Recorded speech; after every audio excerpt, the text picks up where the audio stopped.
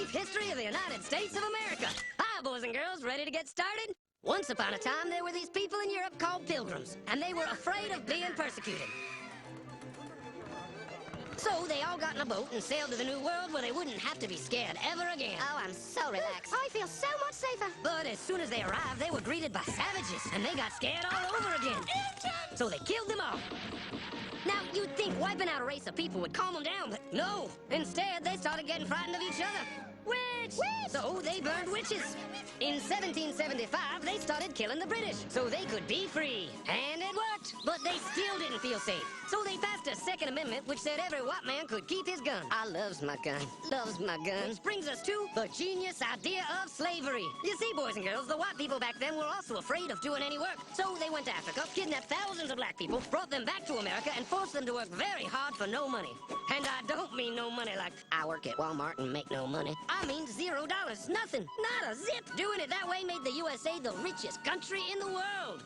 So did having all that money and free help calm the white people down? No way. They got even more afraid. That's because after 200 years of slavery, the black people now outnumbered the white people in many parts of the South. Well, you can pretty much guess what came next. The slaves started rebelling. There were uprisings, and old master's heads got chopped off. And when white people heard of this, they were freaking out and going, I want to live. Don't kill me, big black man.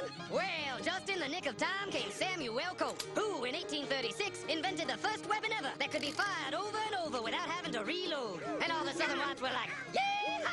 But it was too late. The North soon won the Civil War and the slaves were freed. Yep, they were free now to go chop all the old master's heads off. And everybody was like, oh no, we're gonna die. But the freed slaves took no revenge. They just wanted to live in peace. But you couldn't convince the white people of this. So they formed the Ku Klux Klan. And in 1871, the same year the Klan became an illegal terrorist organization, another group was founded, the National Rifle Association. Soon politicians passed one of the first gun laws, making it illegal for any black person to own one.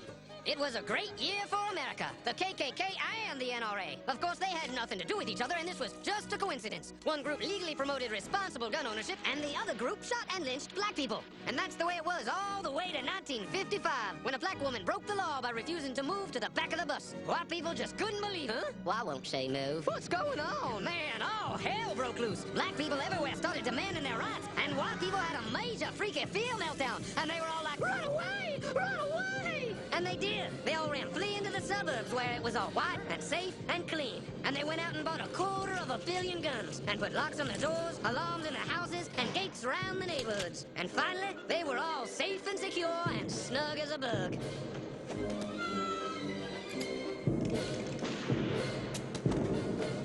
And everyone lived happily ever after.